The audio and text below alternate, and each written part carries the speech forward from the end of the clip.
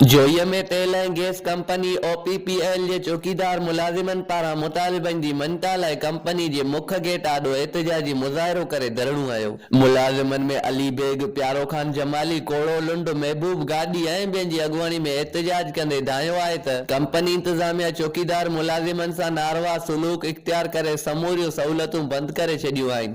8 कलाक ड्यूटी वधाए 24 कलाक करे छॾी आहे। एहतिजाज कंदड़ मुलाज़िमनि मूजिबि कंपनी इंतज़ामिया हिक ई वक़्तु ॿिनि मुलाज़िमनि बजाए हिक मुलाज़िम खे 24 कलाक ड्यूटीअ जो पाबंद बणाए छॾियो आहे, जंहिं करे को बि चौकीदार अकेलो ड्यूटी नथो करे सघे, छाकाणि त सिक्योरिटीअ जो वॾो मसइलो आहे। मुलाज़िमनि मूजिबि असांजूं ज़मीनूं कंपनी में आयल आहिनि। जॾहिं खां कंपनी आयल आहे तॾहिं खां मुलाज़िम आहियूं, मगर कंपनी इंतज़ामिया सिक्योरिटी इंचार्ज नासिर शुजा, यूनस खान ऐं लैंड ऑफिसर इम्तियाज़ जतोई दाबा ॾेई रहिया आहिनि। ड्यूटी करियो या घर वञो, एतिरे ताईं जो मुलाज़िमनि खे मिलंदड़ मानी बि बंदि कई वई आहे। हिननि आला इख्तियारनि खे अपील कई त कंपनी इंतज़ामिया जे उरर ज़वारिन जो नोटिस वठी मुलाज़िमनि सां इंसाफ़ कयो वञे, ॿिए सूरत में एहतिजाज जारी रहंदो।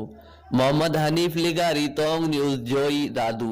OPPL जी गुंडागर्दी, चौकीदारनि जा मसला